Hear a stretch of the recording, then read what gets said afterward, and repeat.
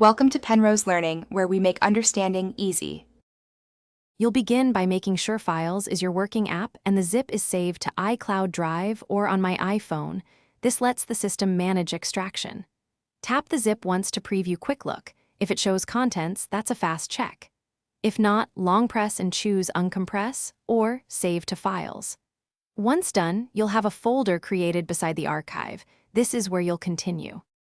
Now you open the folder files created and inspect the contents. You want to verify file types before opening. Use Quick Look for quick previews. Tap a file and swipe to scan multiple items. This avoids unnecessary app launches. For nested folders or archives with uncommon formats, make sure to install a third-party extractor like iZip or Documents because they handle password-protected or multi-part zips. Make sure to keep original zip until you confirm all files open. To finish, open the files in their matching apps, Photos in Photos, PDFs in Books or a PDF viewer, and Documents in Pages or Word.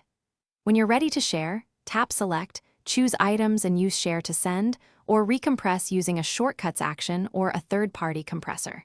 If a file won't open, make sure you have storage, re-download the archive, or use an alternate app that supports the specific archive format. This fixes most read or corruption errors. Thanks for watching. If this was helpful, leave a like and consider subscribing. See you next time.